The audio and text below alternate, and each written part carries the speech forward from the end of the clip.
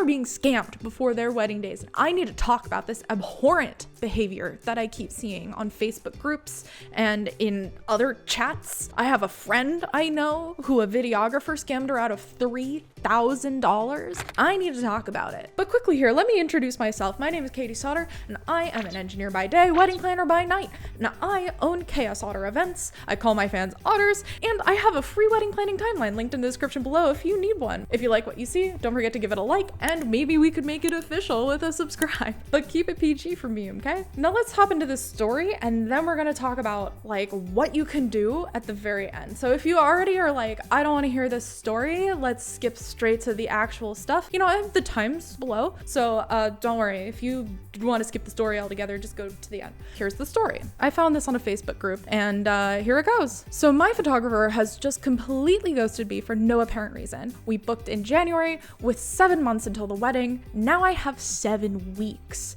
We took engagement photos in April, and I've never seen those and apparently never will. I'm beyond pissed. Not only is this unprofessional, but it's incredibly cruel to do to someone. This isn't a first grade photo shoot, it's someone's wedding.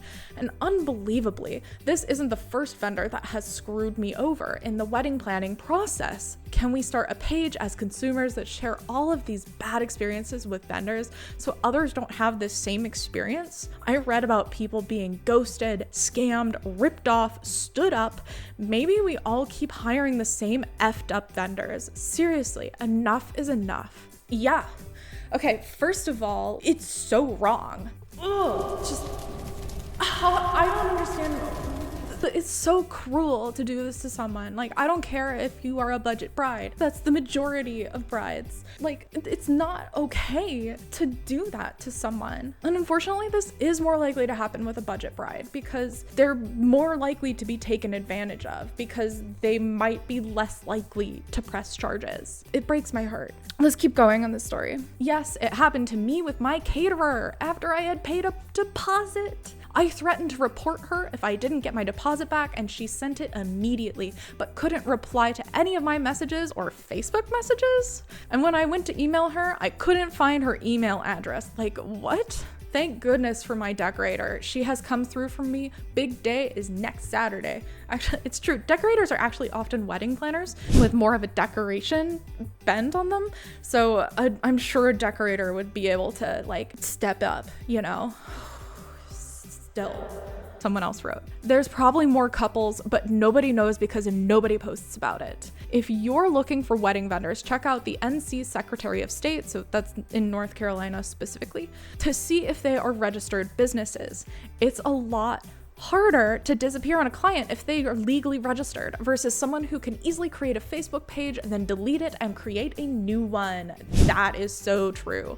Plus, you can have fake reviews. You can't really fake a review on Google, so Google is more reliable than like Facebook. So I would definitely recommend that. The original poster wrote, so I didn't want to say her name until the wedding passed in order to give her an opportunity to at least tell me she wasn't going to do my wedding and or provide my promised engagement photos.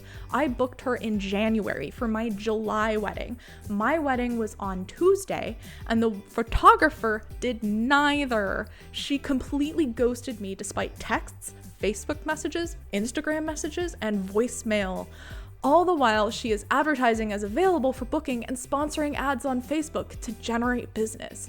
It is truly shameful and a cruel thing to do to someone on their most important day of their lives. Luckily, I found a wonderful photographer 6 weeks before the wedding, but want to help other brides from going through the stress and heartache that this person caused me. I would love to show it, but I don't want to get sued just in case, you know? Yeah, let's dive into what you can do and what should she do, first of all. So this is what I would recommend to her if I were her wedding planner. I would recommend that she submit a claim with her bank or her credit card or PayPal to try to get the money back. That would be the first thing I would do because obviously this person isn't going to communicate or give you back your money. And if you have the energy for it, get a lawyer. So I cannot like make any obvious like legal claims because I am not a lawyer. So like obviously if this happens to you, speak to a lawyer. That's my best recommendation for what to do after you've been scammed, if this unfortunately has happened to you. So how do you avoid scammers in the first place? First of all, make sure they send you a contract. Make sure that the contract is filled out. And make sure that the contract looks correct. So if their name is misspelled, that is a red flag.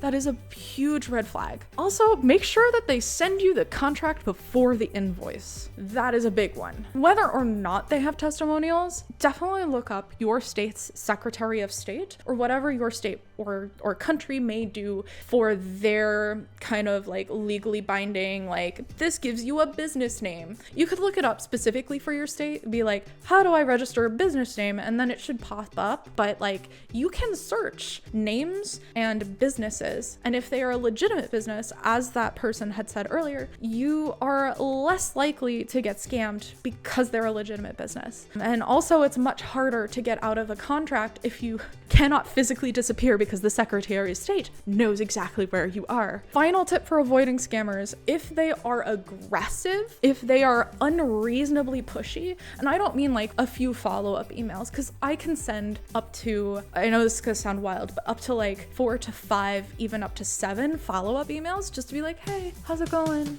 Just you know, still looking? Like, I can still do that. I can still send those. That is not overly pushy.